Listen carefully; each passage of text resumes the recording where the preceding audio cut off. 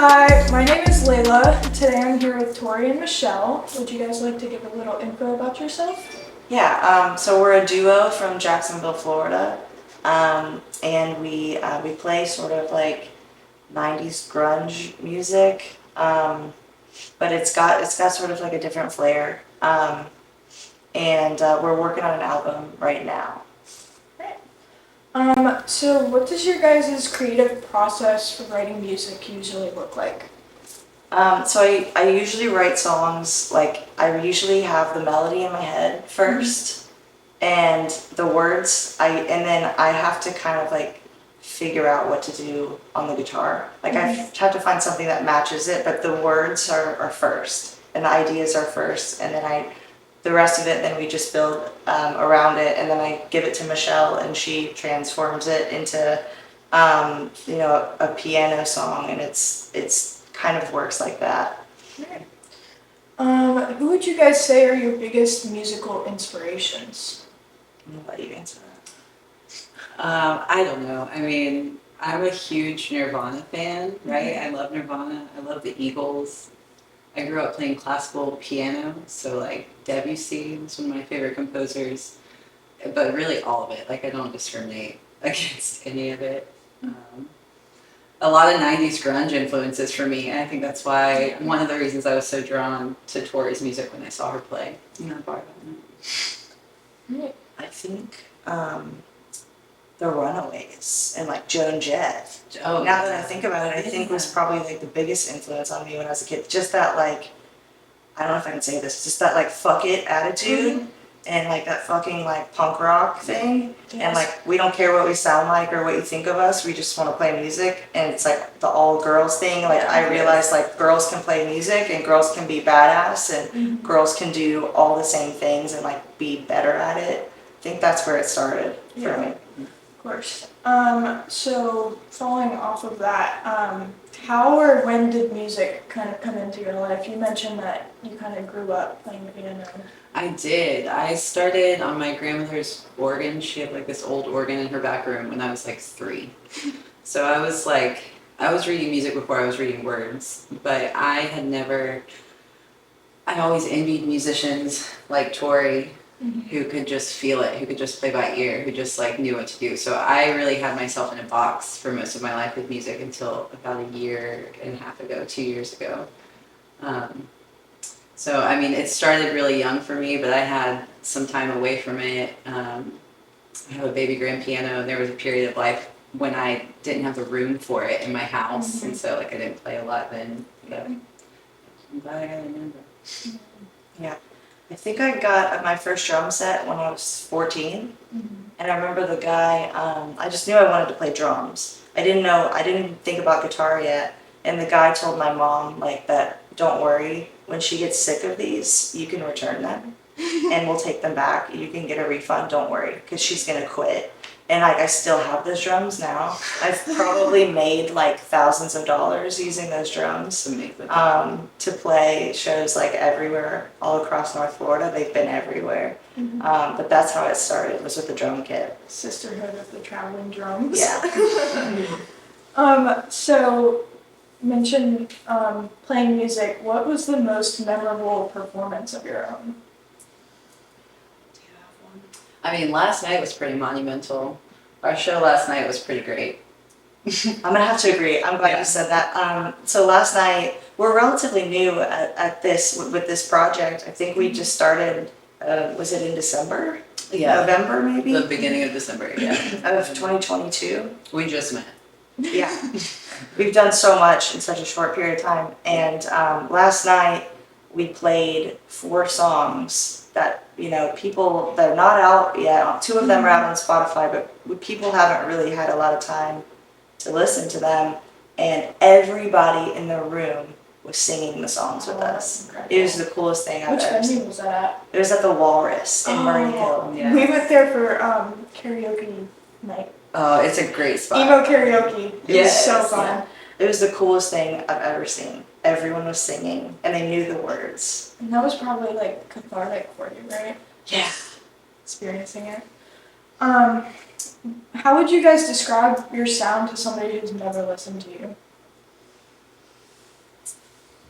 She's like the queen of breakup songs. Oh. Like I feel like they really just like they just get you straight to your heart. Yeah. You know, that's the name of one of her Deep songs. cuts. They are, for real. They're so raw. I was blown away the first time I saw her. Like, I was leaving the bar. I was going to be leaving the bar. And she started playing drums with her feet and playing guitar and singing. And I just immediately sat right back down and put my phone out and just started filming her. I was blown away by her. So I think people really relate to her music. I know I did. And it's clear every show we play together.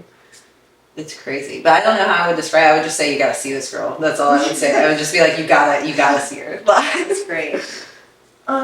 So what song of your own is your personal favorite? That's so hard. I think right now my favorite song is probably "Make Me Hate Me," and it's just like this song that I wrote after a really toxic relationship that like everyone has had one of these. Where you realize like you lost yourself and you don't even like yourself anymore because you're not you. Yeah. And you're like, who is this? Who am I? Like, what the hell happened to me? So that's kind of like what it's about. Advice you would give to people starting out on their own musical kind of journey? Chime in on this if you want to. I think I would say just do it. There are so many people that like sit at home and they watch other people. And they're like, oh, I wish I could do that. I want to do that. Or they come to open mic and they don't sing. They just sit and watch. And they're like, I'll do it when I'm better or when I feel like I'm good enough. And then they never do it. It's just like, you're good enough today. Just do it. It's like, don't sit around and wait. Right. And then, where do you guys see yourself in 5 years? I think we talked about we want to do more recordings and we want to do different versions of the songs. And we want to be able to do more for ourselves. We want to put sort of some of the power back in our hands, especially being females. Yep. And not having to go to all these different guys. They're great guys, but having to go to all these different guys for video and photography and recording and booking, like we want to be able to empower ourselves to do some of that so that we're more in control. Yeah. We just want to play bigger venues and play more shows. Of course. So, you mentioned being a female in the industry. Do you guys feel like you face any extra problems being women in the music industry? Absolutely. Loaded question. Yeah, that's a loaded question. So far, my personal experience has been okay, right? But it's just so hard. You just never really know anyone. You know what I mean? So you really got to be careful. And all that extra judgment and stuff, I feel like, yeah. Oh yeah, people just automatically assume you have no idea what you're doing Yes. because you have boobs. Yeah. I went to a gig at during One Spark where I was playing drums, and the guy would not let me in the door.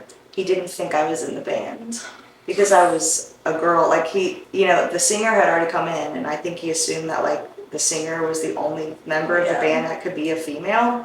And it took me 30 minutes to get into my own gig. Wow. Yeah. Because I had to convince him. That happened with me. I forget what venue it was exactly, but I showed up with like all my photography gear, and they had changed like when doors open, and then they were like giving me problems and everything. So kind of the same situation. So, It's tough. it's so annoying. But since you mentioned make me hate me, what is that song? You kind of mentioned the inspiration or whatever. Is there any like deeper meaning to it? So I'm trying to think about like the lyrics. So the bridge is like, you can't trust that girl as far as you can reach her. Hands where I can see them. You're not getting back in. So it's also like a message to myself, like, don't do this again. Yeah. Don't put yourself in a situation where you've been made to feel like you're less than and that you're not good enough, and like you've been listening to so much gaslighting for so long. Yeah. So I think it's kind of a message to myself, like remember this. Yeah, of course. And then our last question, what would be your guys' dream venue to play? I've been thinking about it. You know Red Rocks in Colorado? I literally was about to mention That that. would probably be my dream. But for you, if we played Red Rocks, like I could die happy. Yeah. 110%. Or like the Caverns. Mhm. There's this place in Nashville. It's like a cave. It's insane. I think it's in Nashville or Tennessee. Yeah. And it was called the Caverns. One of those would be cool. Really, just 1904 would be fine. But we're Yeah. doing that in April. We're gonna so- play 1904 in April. Sick. Maybe I can do photography for it. That'd be great. Oh man, come on. All right. So thank you guys so much for meeting with us. Thank you. Have a great day, afternoon.